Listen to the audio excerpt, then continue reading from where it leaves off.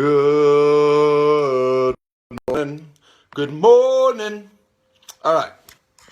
Hello, this is Waylon Lewis from Boulder, Colorado, and today we are going to talk about one of my favorite subjects, which is poverty mentality. I don't think we've ever really covered this on Elephant Journal. I just searched and found a whole bunch of bullshit, if I may, about abundance and flowery yoga-y words like that. So that's not what poverty mentality is about. It's not about inviting abundance into your life. It's not about me. And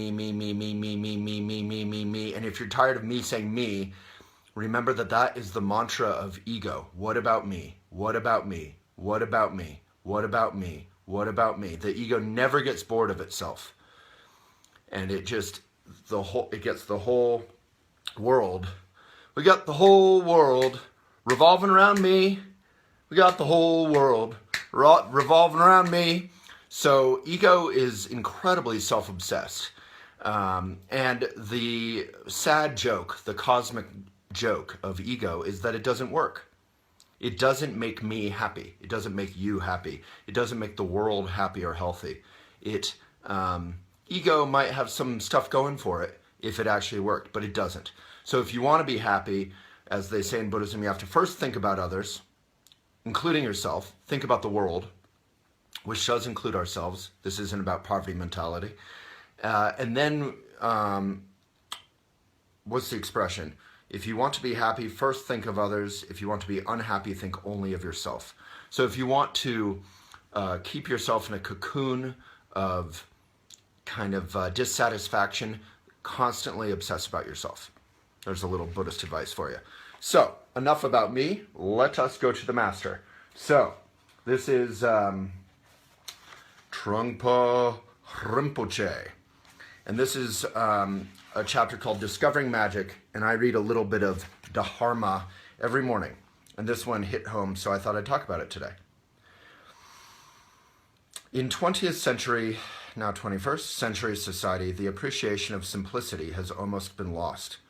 From London to Tokyo, there are problems with trying to create pleasure and comfort out of speed. The world is mechanized to such an extent that you don't even have to think. You just push a button and a computer gives you the answer. He wrote this in the 80s. We're so much faster and more efficient now, right? The world is mechanized to such an extent that you don't even have to think. You just push a button and a computer gives you the answer. You don't have to learn how to count. You press a button and a machine counts for you. Casualness has become increasingly popular because people think in terms of efficiency rather than appreciation. Let's read that twice. Casualness has become increasingly popular because people think in terms of efficiency rather than appreciation. Why bother to wear a tie if the purpose of wearing clothes is just to cover your body?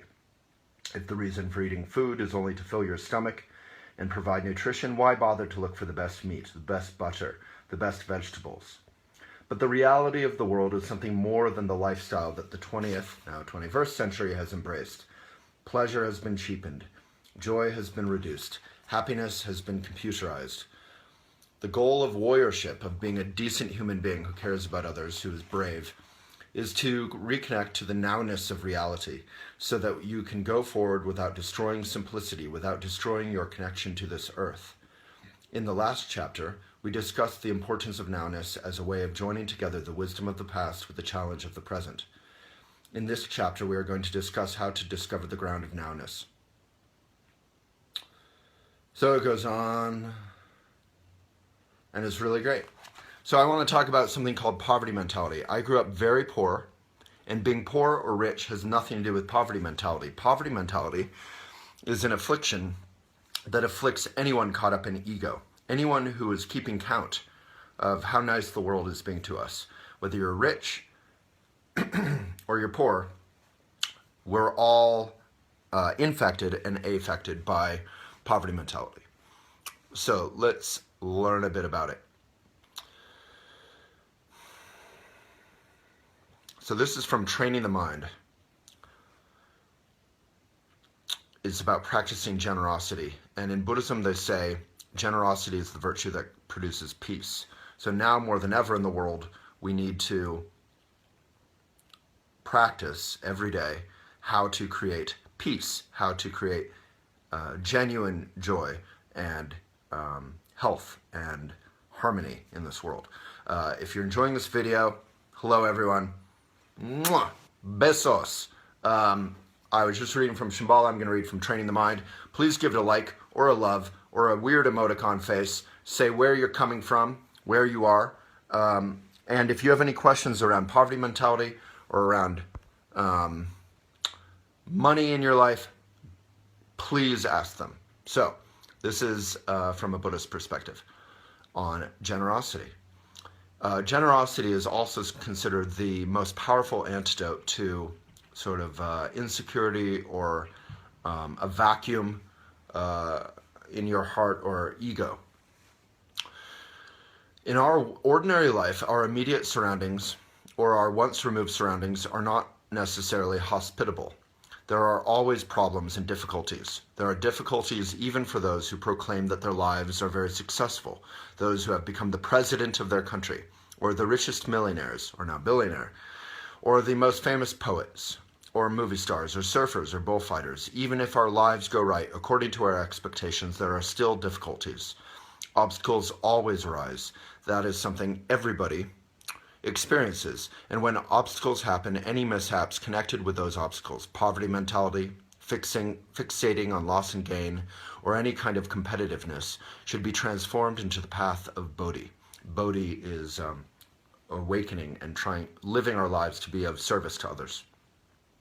That is a very powerful and direct message. It is connected with not feeling poverty-stricken all the time, not feeling broke all the time. You might feel inadequate because you have a sick father and a crazy mother, and you have to take care of them, or because you have a distorted life and money problems. For that matter, even if you have a successful life and everything is going all right, you might feel inadequate because you have to work constantly to maintain your business.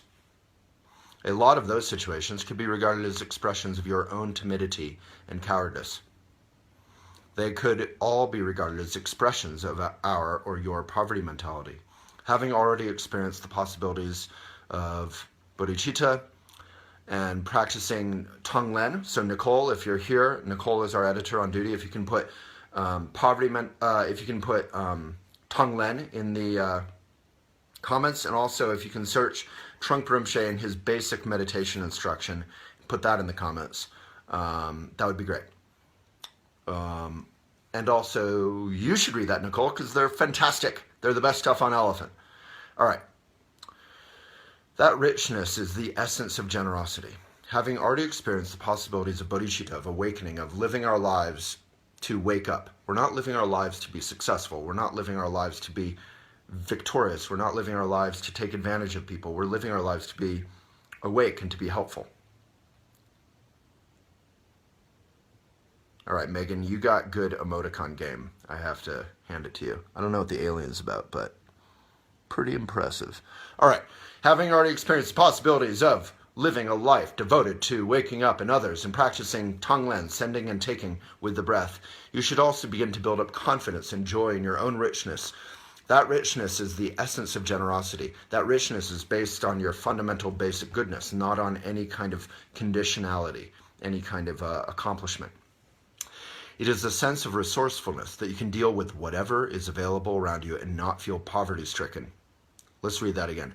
That richness is the essence of generosity. It is the sense of resourcefulness that you can deal with whatever is available around you and not feel poverty-stricken. You can deal with whatever happens. Even if you are abandoned in the middle of a desert and you want a pillow, you can find a piece of rock with moss on it that is quite comfortable to put your head on. Then you can lie down and have a good sleep. This suddenly turned into a children's book. Having such a sense of resourcefulness and richness seems to be the main point. Practicing that resourcefulness and richness or generosity is the way to become people who are devoted to a good world, basically. I'll read a little bit more. Is that all right? All right. It's just so good. It's so good. So this is from Training the Mind. And Nicole, if you put Waylon's top 10 Buddhist books in the comments, it's in there. We have found that a lot of people complain that they are involved in intense domestic situations. They relate with everything in their lives purely on the level of pennies, tiny stitches, drops of water, grains of rice. But we do not have to do that. We can expand our vision by means of generosity. We can give something to others. We don't always have to receive something first in order to give something away. Having connected with the notion of generosity, we begin to realize a sense of wealth automatically. Let's read that again. Having connected with the notion of generosity, we begin to realize a sense of wealth automatically. The nature of generosity is to be free from desire, free from attachment, able to let go of anything. So I wrote about that this morning. So that's from Training the Mind. So on Instagram.com/Waylon Lewis, I wrote about that this morning, and I'll read to you what I wrote because it's kind of funny. Here it is. This is on my Instagram. So I shared this funny little meme. When he responds to a nude with just emojis, and you're kind of sad. And I wrote, to give without expecting, but simply out of being helpful and the joy in that, and yet also not to give in a way that invites others to take advantage or take for granted, to avoid ego-full generosity and idiot compassion both. And Nicole, if you can put idiot compassion in the comments, I would appreciate it. Thank you. This is the generosity that produces peace in a world raging with suffering. How do we give? So this is actually a little bit harder than it sounds. How do we give? How do we practice generosity in a way that isn't just expecting people to love us and expecting kindness and expecting good things to happen to us? We've all had the experience. I recently had the experience with one of my best friends where I spent probably an hour or two connecting him with people. He's trying to get jobs in New York. So I worked really hard. I connected him with, it wasn't just about an hour or two. I connected him with like the tippy top of my favorite people, my favorite human beings who are super well connected in New York, to help him get a job because I care about him, I care about his wife, I care about his child, I care about him. And, they're going through a tough time, and maybe he thanked me, but there really wasn't any kind of expression or communication at all during that time in terms of appreciation. So I was left after a week or two of feeling like, maybe we're just not such good friends. Maybe this is sort of a one-way street. So I practiced generosity, but I clearly expected I didn't expect much, I just expected thank you. But because I expected even just a thank you or appreciation, I was on the hook of my own generosity. So that is not egoless generosity. Egoless generosity, however, is not giving in some sort of martyrdom, selfless way. Oh, I'm so wonderful. Oh, take me. So there's a middle path. So idiot compassion is when you're just giving, and people take advantage of you, and they walk on you like a welcome mat. And in a sense, that's okay, because we're just here to create a better world. We don't need to be so proud. We can just give in the way that a mom or a dad or a grandparent selflessly might give, and give, and give, and give. Like we all know parents in our lives who are like, I would love to go to a movie. I would love to go to the gym. I would love to go to the grocery store alone. I would love to go for a walk. I would love to have a life. I would love to go to lunch. But instead I have to take care of my kids. I have to take care of my kids. I have to take care of my kids. So parents on some level are the most organic expression of genuine generosity. And hopefully they don't feel a sense of poverty mentality about what they're missing out on. And they don't feel a sense of idiot compassion that they're just getting trampled over. So read about idiot compassion. Read about, I would just read Training the Mind if you are so inspired. It's a wonderful book. You can read a paragraph a day. There's commentary. There's all these like little slogans. Or you could read Shambhala. Or you could not read any of it, because I'm not here to push product. I'm just talking about what's helpful in my life. So this is Shambhala. It's one of my favorite books. All right, so I'm going to go through comments. If you can give a like or a love or a whatever, I'm happy to talk about genuine richness. I grew up super poor. I'm relatively successful, but none of that matters because fundamentally, as Trungpa Rinpoche talks about, I believe in Shambhala, we can have a sense of wealth in our lives unconditionally, based on who we are. My mom was very poor. She never made more than $12,000 a year. She had no money. She lost our house because she couldn't afford the balloon payment. But she had a fundamental sense of richness. She had, and to this day, I have stuff like that. She had beautiful, like old oak antique furniture that she probably bought off of whatever Craigslist was in the 70s and 80s. And, you know, she just had simple stuff and simple china and simple food and simple, her shelves were, you know, on bricks and concrete blocks, and we had goldfish that were cool, and we had a cat, and we had a good, simple life. We didn't have a car, we didn't have a TV, we didn't have pizza, we didn't have chips, we didn't have soda, but we had love, and we had enjoyment, and we had intellectual learning, and we had books, and we had art, all of which is kind of free. So this is just an invitation to feel the brokenness, to feel the poverty mentality, and to just breathe into that and relax and realize that your life is not dependent on external success. The quality of your life and your accomplishments are dependent on your ability to enjoy your daily life and to be of service to the others, not just those we care about, but all our enemies, our so-called enemies, our friends, our loved ones, our family.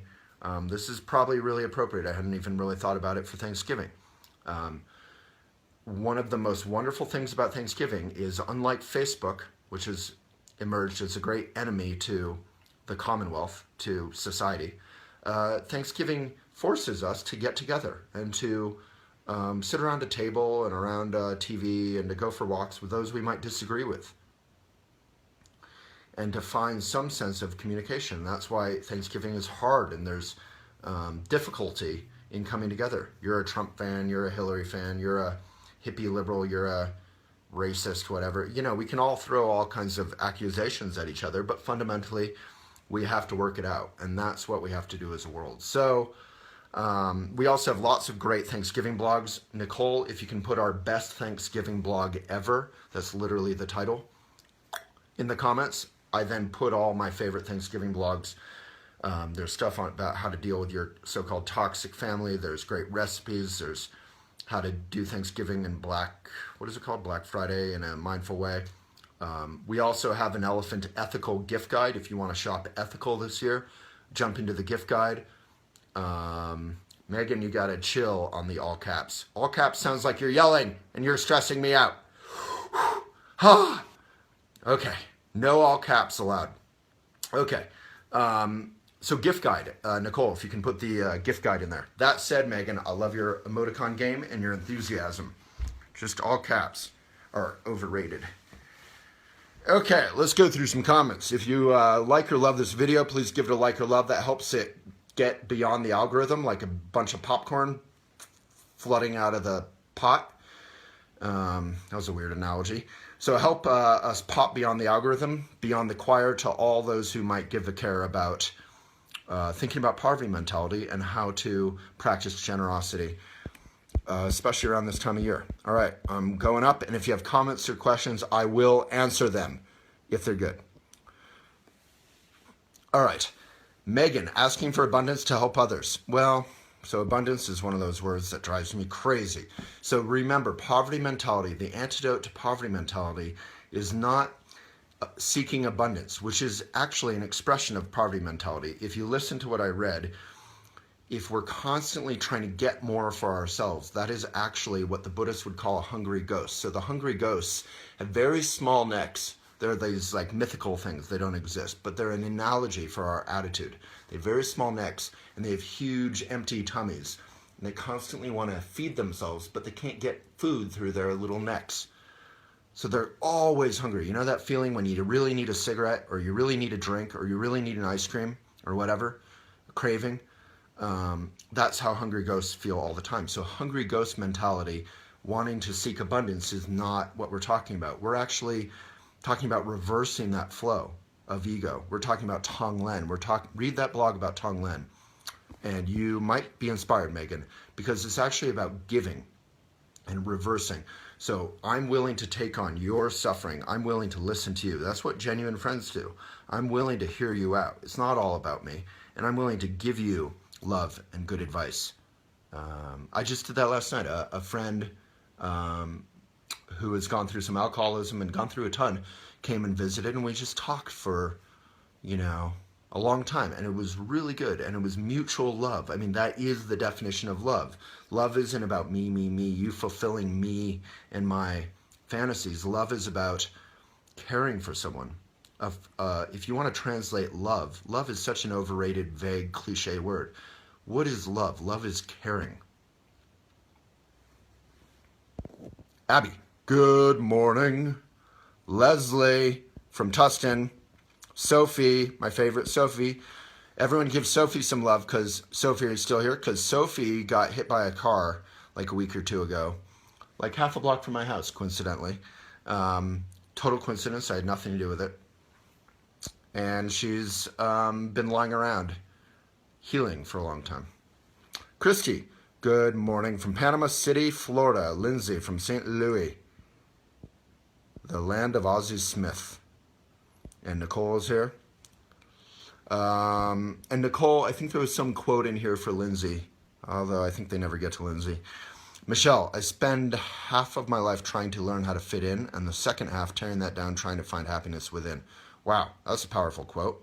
You don't seem to have a question there, so I'm just going to honor the fact that that's an amazing quote. I spend half of my life trying to learn how to fit in, and the second half tearing that down, trying to find happiness within. Terry from Central Valley, California. Basit, he likes Americans. That's good because we need some affection right now. We've had a pretty intense couple months. Mick, I really thought that you need to get your own life on the rails first before you can help others. Yes, totally. From Belgium. So yes, this isn't about idiot compassion. This isn't about, oh, I'm not going to eat, I'm not going to drink water, I'm not going to sleep, I'm just going to serve, help others. Genuine service comes out of a sense, not of poverty mentality, but out of caring, out of love. So well said, Mick. Take care of yourself. That's the blog called My Tree that I try and make everyone read. And Nicole, maybe you can put that in the comments. Nicolette, I have a rainbow on my right shoulder. Which one's my right shoulder? That one? Everything's backward. Where's the rainbow? Over here? All right. Let's get to some questions. Lots of people from Anchorage, Madison, Edgewater, Albuquerque, Trinidad, Tobago, Chattanooga, which is the best word ever. I think there's some Glenn Miller Chattanooga song. Guelph, Ontario. That's a weird word. Guelph sounds like what would happen if you kind of burp after eating too much yogurt. You Guelph. That's probably really rude. I say that in a cute way, not a rude way. All right, moving on. Melbourne, Oslo. All right, where's some questions? Any questions? Questions? You're all just saying where you're from, which is awesome. Yeah, follow me on Instagram if you feel like it. You'll just get a bunch of photos of my dog and some profound quotes. Robin from Twain Harte, California. I don't have much money, but I feel wealthy. Just look around. We're surrounded by beauty, resourcefulness. Boom, drop the mic. Robin that's everything. Whether you have money or not, it's enjoying your life and being of benefit. Appreciating your life. Trung Rinpoche has this great quote, which we put on the cover of an Elephant magazine, which I don't have around, but he said, look at this world. This is your world. This is your life. Look at it fully. Appreciate it. Look at it. Like if we can just slow down. That's what we did when we were 2 years old or 4 years old sometimes. I remember when I was young, you just stare at leaves or you stare at water on the glass on the window, or you just stare at whatever, and you just appreciate it, partially because it's that beginner's mind when you're young. Melanie, is this a question? I find it sad that the more you give, the more people wonder why you are giving so much. Have you ever experienced that? My intention is always without want for something back. Well, that's powerful, Melanie, and I think you just have to take sort of a humble, confident pride in that. And just appreciate your own sense of generosity. You don't need to worry about other people and their attitude about your generosity. You can just do it. And then you'll inspire other people to do it. It's kind of how my mom was.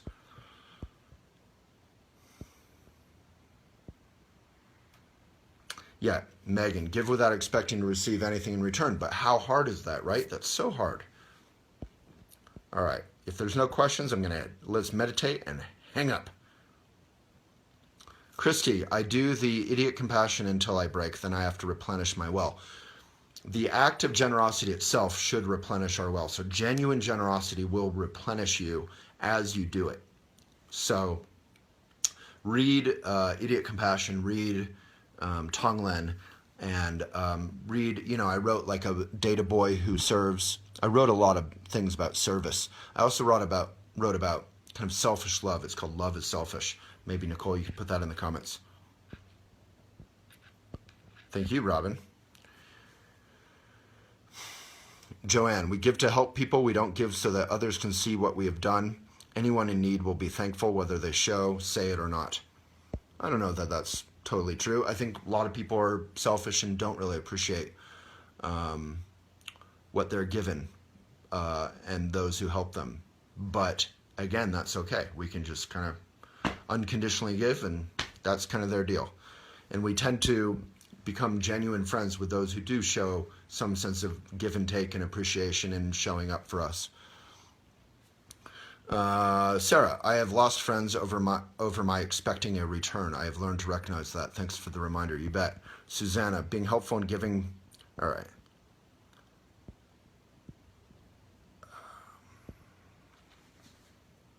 Tyler, woke up this morning and felt inspired to do some volunteer work, still researching. Pretty cool. Today's stream is going along with my inspiration. I haven't watched in a while, but something told me to check it out. I mean, I think if you're going to give, there's wonderful, like here in Boulder, there's EFAA, which is Emergency Family Assistance, providing meals, especially around the holidays and difficult times of year to those in need. You can volunteer at the Humane Society if animals are your thing. You can find all kinds of opportunities, helping, Big Brother, Big Sister, helping out the homeless. So find something that really inspires you, and then you'll keep doing it.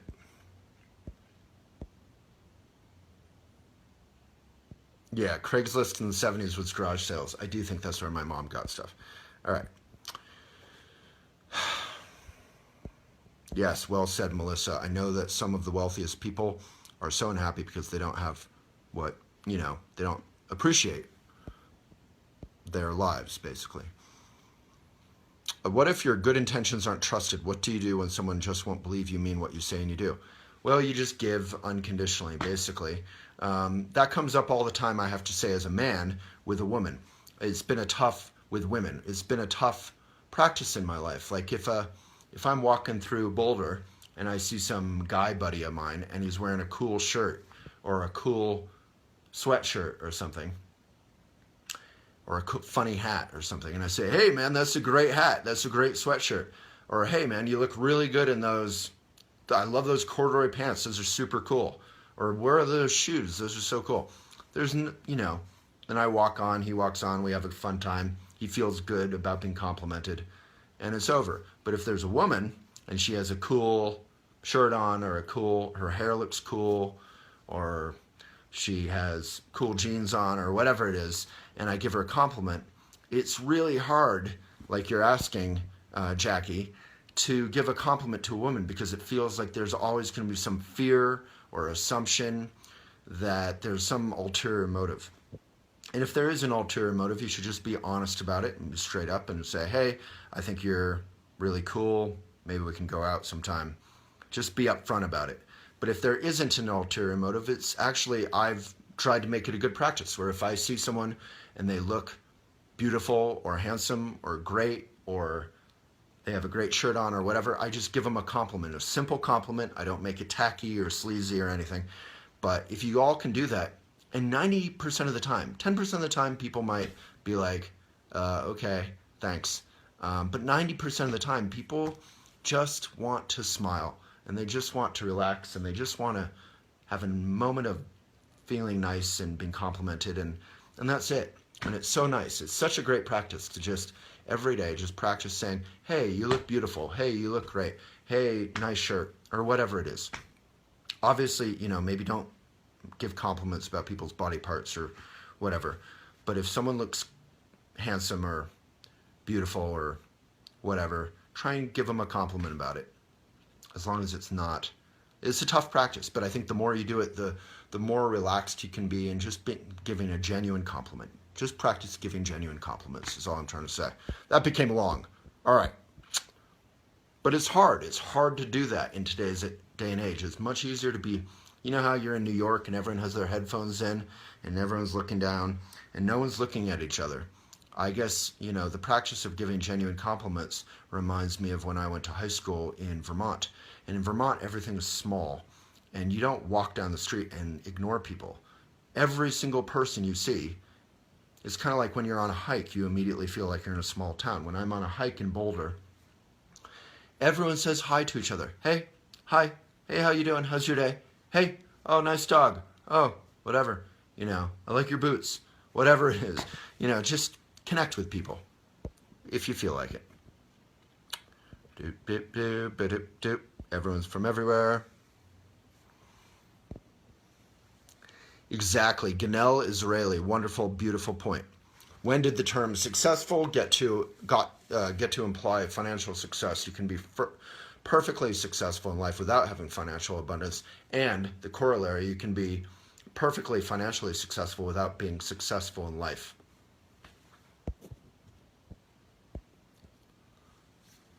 Tyler, what's a good cause I can volunteer for? All I have right now is a bicycle.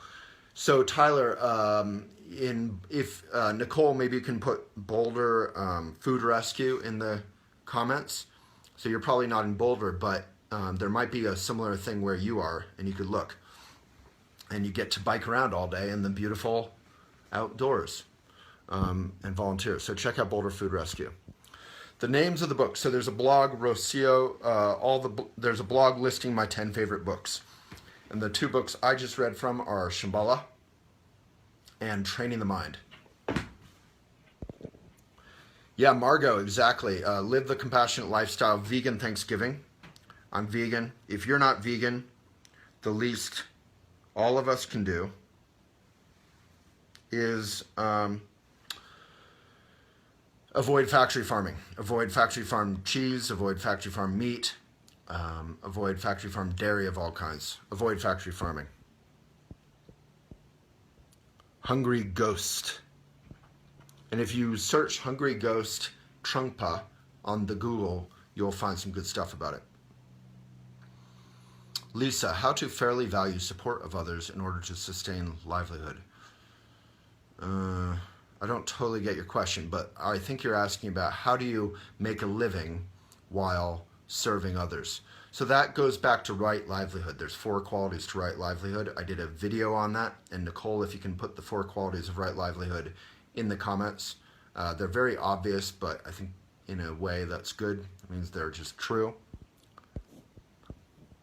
Tong Len, yeah, Tong Len should be in the comments.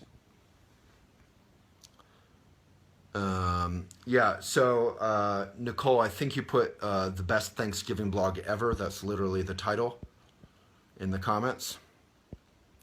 All right, people want to meditate? Let's get out of here. I'm not seeing too many questions. All right, Iman. Okay, here's something I've been dealing with. How do you, something with not being stressed, but being on a fixed income and broke most of the time. How do you get over being broke when you don't have much money, but are trying to survive? Thank you. Yeah, so one of the qualities of right livelihood that I just talked about is actually making enough money that you can take care of your bills. So while there's nothing wrong with being poor, I grew up poor, it is valuable and it will help the quality of your life if you can find a way to do something that you care about, that is of service, that is helpful for the world, that can make enough money that you can treat yourself reasonably well, eat good food, have a decent roof over your head, afford good socks in the winter, that kind of thing. So you do need to focus, if you're really stressed about being broke, you do need to focus on finding a way to make money. But a way to make money shouldn't be a compromise to your values. And this is not privilege talking. This is the opposite. It's actually a privilege, a sick privilege in this world, that people exploit the world to make money for themselves. The genuine privilege of service is to find something that connects with your heart and your path and your passion that is of benefit, genuine benefit to others, and that doesn't exploit others. And that is a path that only you can answer for yourself. But basically, we're basically a cooking recipe. I think of myself as a recipe. My mom loved Shakespeare. She taught Shakespeare. She never had much money, but she had really beautiful, simple taste. She was very kind. She studied Buddhism. My dad was from a long line of journalists and editors and was very fiery and kind of neurotic in some ways. And I think Redford's trying to get in. And confident and garrulous and loved Buddhism. They got together, and the journalism and the writing and the Buddhism stuff all shook out to just me wanting to be of service through journalism, really. So that's who I am. So you just have to think about, who are you? What are the recipes? What are the ingredients in your recipe? All right, Iman, stay in touch and let me know how you're doing. Monsi, hey Monsi, I don't remember who said this, love until it hurts. I don't see it from that martyr perspective. That is not healthy, but to go out of the comfort zone to give love, kindness, or whatever others could need. It's easy just to give when it's comfortable, but we make a difference when we get out of that comfort zone. Also be open to gratitude, be open to people. Good advice, and also very good, you're really openly thinking about the qualities of generosity. Give until it hurts. It's not that it should cause pain or suffering, obviously, as you said, but there is some quality of being vulnerable and opening up. Like Superman, you're opening up your heart, and there is some sense of being exposed or raw in your love and your kindness for others.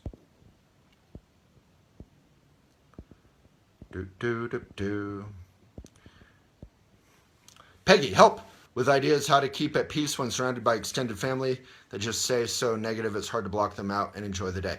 Please help, you bet. So I did a video, Nicole, if you can put it in the comments, how to deal with your crazy family who you love. We all have crazy families. I'm crazy, you're crazy, we're all kind of crazy. Not crazy, but like we're all a little bit interesting. And I did a video on that. So you can watch that video. Also in the best Thanksgiving blog ever, there should be the link to how to deal with your toxic family around the holidays. So Nicole, if you can put that toxic family in there, that would be great. So people keep asking about the books. Meenakshi Wadhwa, beautiful name. There's a blog with my 10 favorite Buddhist books in there, and you can get all those books listed there. Megan.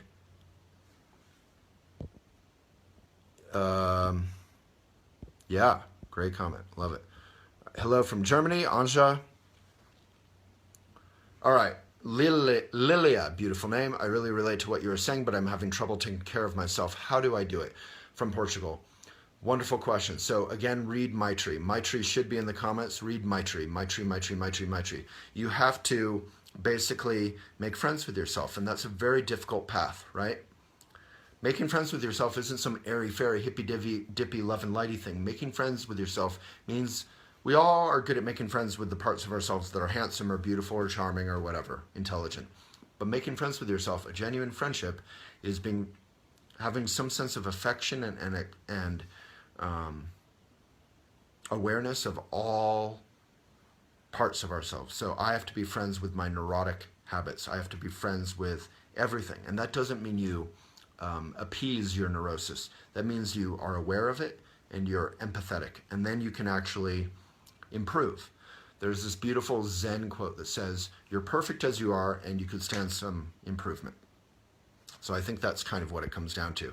So Lilia, read that blog on Maitri. It's much more eloquent than I can be. And let me know if that helps, okay?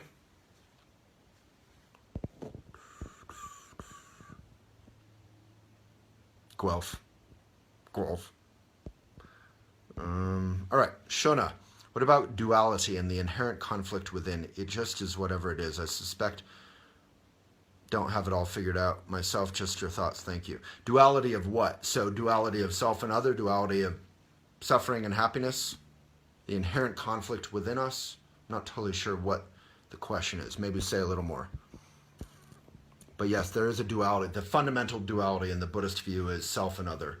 Is we if we buy into ego, if we buy into our own self-identification as a solid being, when really we're not solid, we're just here right now, and right now, and right now, and it's this kind of flowing. Life is like surfing a wave. It's not like standing on a slab of concrete. But if we identify that our lives are solid, then we try and protect ourselves versus other people, or we try and use other people if we like them, push them away if we don't like them. A lot of the toxic language I hate for that reason, ironically, because you're talking about pushing away anyone who is negative, when really a lot of negative people are just mirrors for our own neurosis, mirrors for our own actions, and we don't want to look in the mirror, like Michael Jackson sings about. Denise, so like if you're serving others, not making a lot of money but happy, do you just keep going because you're happy? Sure, that sounds great. As long as you can take care of number one, take care of your family, take care of your loved ones, as long as you have decent food to eat, a roof over your head, whatever. If your joy is in service, like my mom's joy was to be a teacher, and people loved her. She was so wonderfully generous. I remember I grew up pretty poor with her, but again, like a very rich life. And I would come home and things would be gone every other day. Every week, something would be gone. I'd be like, where did this thing go? We're super broke. Where did this thing go? And she was like, oh, whoever, Andy came by or Jennifer came by, and they really liked it, so I gave it to them. And I'd get so mad as a kid. Not because I really cared about it, but because I wanted my mom to like have some stuff. And I'd be like, Mom, you can't give that away. We're poor. She'd be like, no, it's okay. And her Buddhist name, everyone gets a name in Buddhism when you become Buddhist. Her Buddhist vow name was Lotus of Generosity. And generosity is enriching. Genuine generosity gives you a real sense of wealth. Katie, how do you manage on disability? Well, that you would have to tell me more. We do have many blogs about that issue, but hopefully you have decent health care. Our country is not very good at that. We're trying to improve on that. And hopefully the number one quality, I guess, that I could talk about is being willing to reach out. That was sort of my criticism for my friend who I was trying to help, who didn't really express much communication. I just said to his wife, I ran into her yesterday, I said, I don't really feel like I've received any appreciation at all, and that's okay. I know you guys are going through a ton of stuff, but I just said, you guys need to be relaxed about reaching out and thanking people and connecting. I mean, this is what's going to help you in the next phase of your journey. If you're trying to get a better job or move or whatever, you need to be comfortable reaching out and helping, asking for help. And that's not out of a sense of poverty mentality, that's out of a sense of inherent richness, that Katie, you, as much as anyone on earth, deserves some hope and love and support from other people, and you can ask for it, and you can also offer it out of a sense of inherent goodness, not out of a sense of poverty mentality. So disability is not a lacking. Disability is what you have to deal with, and we all have to deal with various things, and people who are genuine friends will be inspired to show up for you. So hopefully you can reach out and show up for them and say, hey, I need some help in various ways to manage my disability. I hope that's at all helpful. I mean, honestly, I'm humble in response to that question since I am not the most experienced person there. But being willing to ask for help in a relaxed, cheerful way is a quality we can all practice. Lisa, how do you value supporting others when your calling is to help others to give themselves permission to be? I mean, I feel like you're answering your own question. If your calling is to help others give themselves permission to be, that's how you're supporting others. How do you value that? I don't know that that matters, but you can appreciate your own sense of compassion and empathy for others. But if you're talking about how do you get paid to do that, I mean, you would have to find a vocation that is about that. Like here in Boulder, we have attention homes. They work to get homeless youth who often have drug addictions or some issues around sexuality or whatever. They try and get roofs over their heads, try and teach them vocations, try and help them help themselves, basically. So that's a wonderful way to do that kind of work, if that's what you value. Yes, Gift from the Sea. I was just telling my lady pal last night, who was going through some stuff about that book. You mentioned Gift from the Sea in a live chat a few weeks ago, and I've hustled out to buy it. It's incredible. I just wanted to say thank you. A powerful read for me as a woman and single mother. Yeah, I've read it twice, and I'm a guy, and it's basically written for women. Read Gift from the Sea, one of my favorite books of all time. Nicole, if you search Gift from the Sea, elephantjournal.com, there's a beautiful quote if people just want to touch in on it and get inspired to read it. Ev, hey Ev, been a little while. How do you balance creating an abundant mentality when we do have to deal with basic living, i.e. bills, rent? I'm asking because I recently left my job to pursue a career in writing. Awesome. So I don't really believe in the whole abundance bullshit. I've been involved in the yoga community for many years, and they all talk about abundance, and I think it's honestly a kind of yuppie, self-involved notion. I'm not calling you either. I'm just saying that that notion is actually the opposite of what we're talking about. So poverty mentality is always a sense of me, I need more, I need more, I need more. Abundance is kind of about that. I need more, I want more, I need more. We're actually talking about generosity mentality, which isn't coming out of martyrdom or out of poverty mentality. It's coming out of a sense of cheerfulness and connection with your own basic goodness. So that would be my answer to you, Ev, is that your career in writing will flourish when you connect with your own genuine sense of offering to others. What do you want to write about? How do you want to serve others? What is your joy in writing? And pursue that. I hope that's at all helpful. I'm sorry I don't always agree with everything. I don't like the abundance mentality stuff. It seems very self-involved to me. Lindsay, one of the greatest gifts my son has given me is forcing me to slow down and notice and be grateful. Kids force you to be present and appreciative because they live so completely in the present. Yeah, same with Redford, my dog. He's far more interested in, rolling around in the grass and jumping in the water and running around and smelling leaves and, wrestling with the dog than he is in the things that we all tend to get caught up in, the kind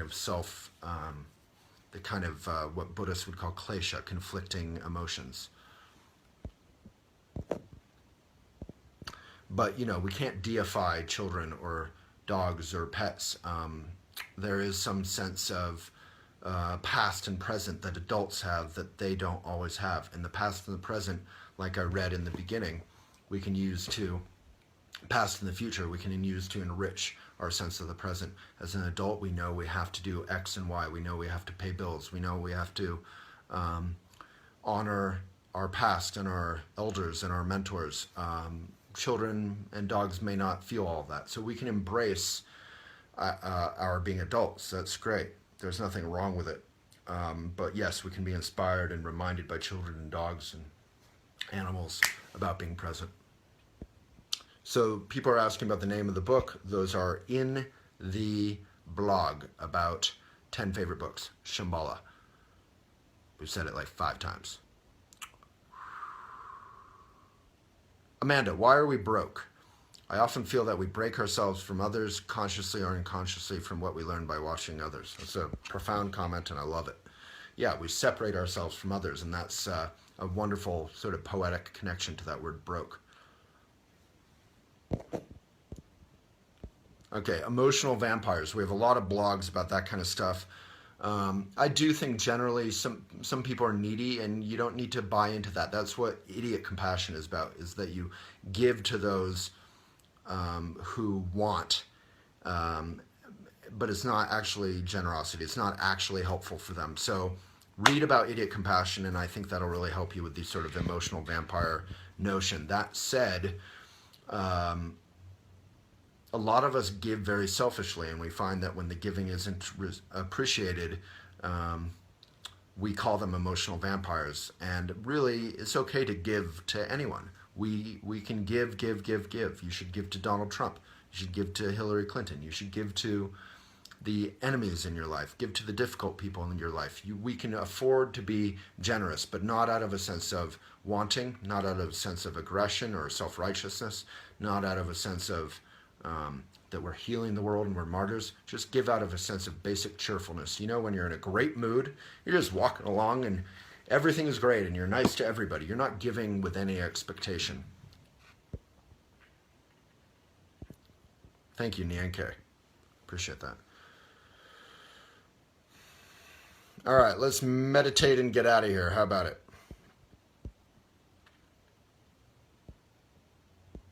Jill, I complimented a stranger's wallet at the bar of a restaurant a few weeks ago. She and I have gone out to dinner together 3 times now. That's awesome. Yeah, you just have random connections. And sometimes people don't want compliments. I get it, you know. I gave a compliment that may have been inappropriate in retrospect to an ex-colleague of mine that I thought I was being sweet, but she felt like I was being, you know, I am a boss and I'm a big white man, and she felt like I was being kind of, I don't know, sexist or something, but I wasn't trying to, I didn't talk about her body or anything. Anyway, you have to be careful with your compliments these days because it's a very uptight, angry world sometimes. So it's hard out there for cheerful, nice people sometimes. Steph, my family loves milk chocolate and I'm newly vegan. Is it idiot compassion to get them the chocolate they want as a gift? I don't really want to vote for the dairy industry with my dollar, but a gift shouldn't be about me, should it? Wow, that is an amazing question. So I'll tell you a story in response, which is, and leave up the answer up to you, as it is anyway. So I'm, you know, I eat organic and local and I'm vegan and all that stuff whenever I can. And I visited my grandma who just passed away. Here's her photo. She passed away 2 days ago. And I wrote about it. Nicole, maybe you could put the article about my grandma in the comments if anyone wants to read something that I wrote about her. And her name was Carol. And when I visited her, she doesn't eat organic or local or vegan or any of that hippie Boulder stuff, right? So I visited her a couple years ago and she was delighted to go to the grocery store, to figure out what this vegan stuff and this organic stuff and this local stuff was. She thought it was just a big, fun adventure. And that's because she loved me. So she didn't judge me and being weird. She didn't judge me. She didn't say, oh, you think you're better than me and all this. She enjoyed it because she loved me. So, sorry the video is crazy. I'm getting texts. I forgot to turn my text stuff off. Anyway, so that was really cool. So if you love them, I would say my answer would be that your veganism is an expression of your love for the world. So I think you actually could, without saying it's vegan or anything, I think you could give something vegan, like just dark chocolate is vegan. Ultra Eco is one of my favorites, and their packaging is compostable. And Nicole, I did a video with Ultra Eco, if you want to put that in there, Ultra Eco chocolate. They're pretty much one of my favorite companies. And I would give them something vegan and call that an expression of your love. And you don't need to make them feel bad about not being vegan or any of that stuff. But it's a tough question. I would just say that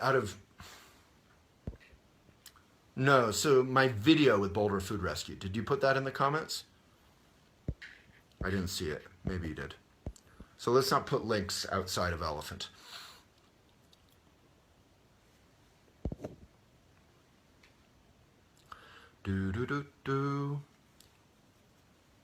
Jesslyn, no problem. If you miss the beginning of the video, you can always watch the full thing here or at youtube.com/elephantjournal. Nicole, if you can put the subscription link in. And right now, as we saw from the election, fake news is more popular on Facebook than real news. If you want to support independent media that is ethical, you can get our online magazine, get our best stuff in your life, the best mindful stuff that we have to offer in your life. It's at elephantjournal.com/best. And Nicole, if you can put that in the comments, and that's free. Elephantjournal.com/best. Get our best stuff in your life. Jody, that's not off subject. Anything is welcome. First of all, big love to you. I hope you're doing okay. Just a lot of breathing. Get some exercise. Get out in nature. Take care of yourself. Breathe through any pain or emotional upheaval that you might be going through. If you have a meditation practice, the two most effective times to meditate are first thing in the morning and the last thing before you go to bed. Really, if you just find ways to come back to the present moment, reach out to friends, eat real food when you're sitting down, not multitasking, get off your smartphone, allow space in your life to digest this. We have lots of blogs on how to process and handle divorce, separation. Maybe Nicole, you could just search divorce on Elephant Journal and leave that link in. That'll link to thousands of articles, and you can look through and find ones that connect for you. So Jody, big love to you from everyone. Thank you. Yeah, my mom is super proud. Melissa, I always say that my mom, however, because she loved me, she was unconditionally proud. So I always say if I were in prison for knocking over a Piggly Wiggly or doing something nefarious, she'd still find a way to be proud of me. She'd be like, I'm so proud that you've been lifting weights and playing basketball and making friends in the prison and, getting your GED and, not getting into fights and volunteering in the library. And like whatever I did ever, she would be proud of me. And that is genuine love, but it's also kind of funny because it kind of means that whatever you actually do in your life that might be an accomplishment, she's not necessarily, she doesn't really care. She loves me unconditionally. So, thanks, Mom. Alrighty. Krista, I think you'd have to say more. How do you kindly stand your ground with folks who think you are not kind because you are more of a realist and are a discreet giver? I don't really know what that means, but if you're not making other people happy with your attitude, I don't know. I don't know what your realist, discreet giving attitude means, but generally I would just say that if you feel good about your ethics and you're open, we can always afford to be open and consider others, then you're fine. So just remain open to criticism. It's okay to remain open. Divya, hello from India. How do you deal with a situation when good friends move on and become too busy for you? And you also face trouble making new friends since their wavelength often does not match with one's own. Your thoughts, please. Divya, I'm going to guess you're around 30 years old because that was what I was going through when I was 30. So when you're young, you have tons of friends from school or whatever. As you grow up, people just start going left and right and moving away and getting together and having children and this and that. And you lose friends. You lose friends constantly. You'll get new friends too. It'll happen. Divya, you just got to make friends with yourself unconditionally. Read about Maitri. Read the blog Maitri. Yeah, I mean, losing friends is a constant process. And you just have to kind of be okay with that. I mean, you don't have a choice about it, really. So I don't have any super good news for you, but basically you should just focus on making good friends with yourself. So in that blog about Maitri, there's a video, How to Be Alone, that I just watched with my friend last night. And it's one of my favorite videos ever. So watch that movie, the video, How to Be Alone. And know that you'll be fine. Linda, I volunteer all year round, but especially on the holidays. I have met the kindest and most compassionate people while preventing suicides on the Golden Gate Bridge. Is that what you volunteer doing? Wow, that's intense. Thank you for your comment. Heather, I've been a stay-at-home mom and now, after 11 years, need to return to work and I'm scared to death. I don't know why. I've worked most of my life. I guess I don't know what I'm meant to do.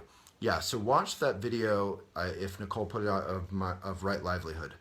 And that might inspire some thoughts and insights in your mind. and you'll be fine. My grandma, part of the Mad Men generation, you know, had to go back to work, or had to start work for the first time when she was like 42, because she had been a housewife. That was the life she was told to expect. And then, you know, their marriage broke up and she had to get a job and support 3 kids suddenly. And it turned out to be great. She kind of became fully empowered and awesome. So you'll be fine, Heather. But it will take some bravery. So this book is all about bravery. I really recommend it. It's in my blog about 10 best books. Krista, as a not very demonstrative person emotionally, hugging and such, and I don't advertise the things I do for others, I am perceived by some close to me as being a bit cold. Part of me wants to defend, but the other part of me wants to keep it to myself, as it is a deeply personal thing for me.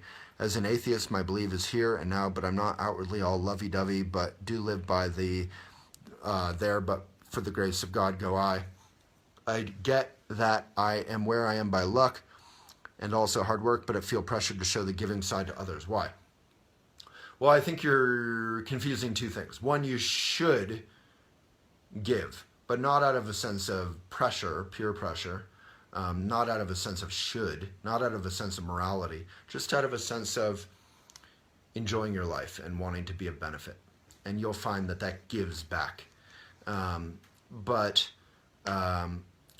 the thing you might be confusing it with is being lovey-dovey and affectionate. And I grew up as a single child. People always like put their shoulder on mine, or, you know, like rest their arm on my shoulder, or like, you know, hug me or whatever. And I'm okay at all that stuff, but I didn't grow up with a big family, and I'm not super lovey-dovey sometimes.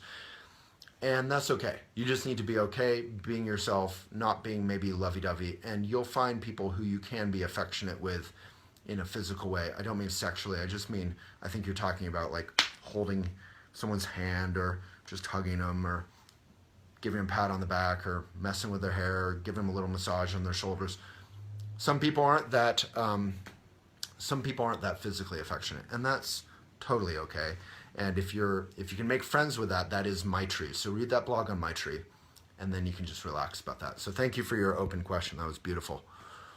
Robin, Waylon, your mom's generosity sounds exactly like both my parents' generosity. They literally gave their shirts off their back.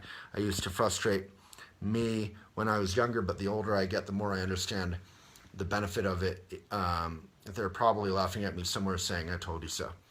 Yeah, parents who are generous are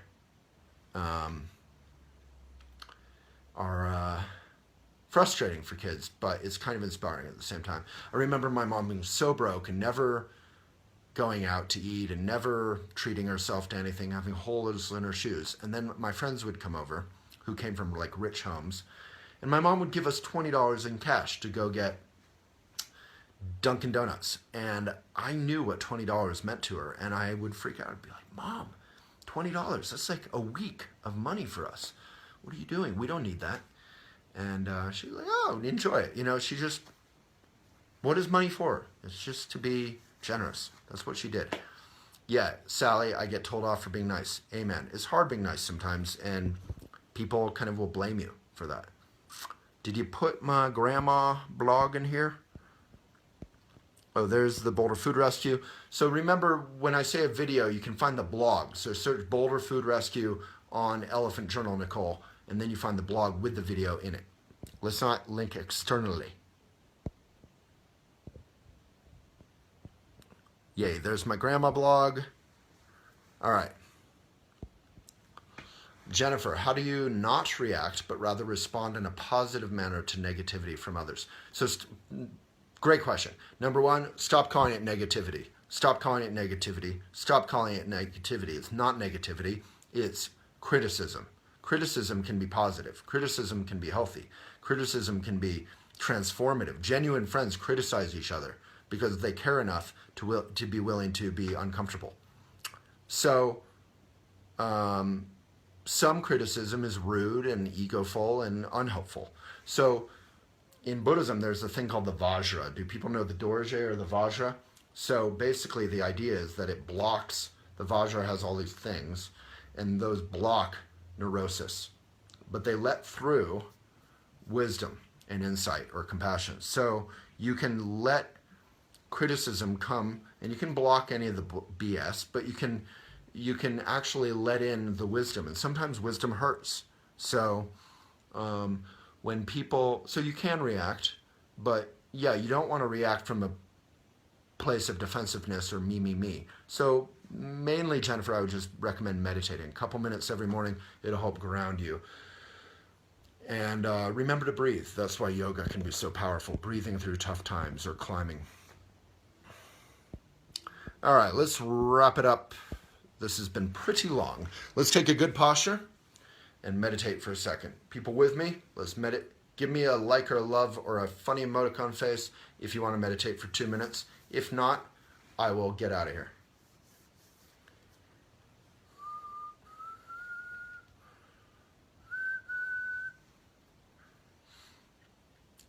All right. Yeah. Okay. So let's meditate for 1 second. So just ground your sit bones in a relaxed way. Find your breath in and out. Eyes are open. This is Buddhist shamatha. I think Nicole put a link to Trungpa meditation instruction. Find your breath in and out. Was that Monica? Monica! All right, find your breath in and out.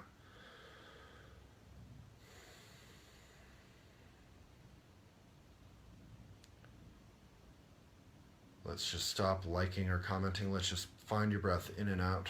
Hands are relaxed on your thighs. This is...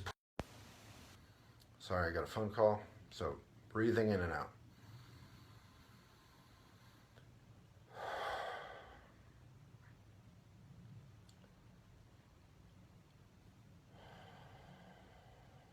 So if you find yourself distracted, thinking lunch, thinking about coffee, thinking about friends, thinking about an argument, thinking about what we were talking about, label it thinking gently but precisely.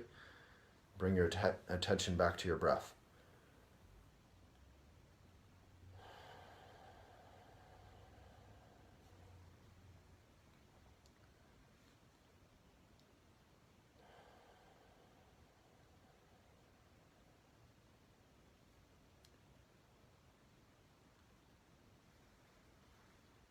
If you find yourself kind of relaxing, opening up, that's a good sign. Don't get caught up in it. Just label it thinking, come back to the breath.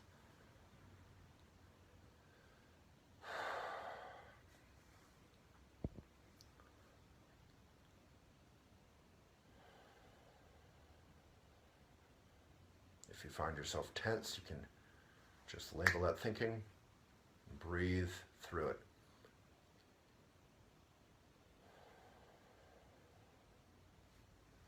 Oh my God.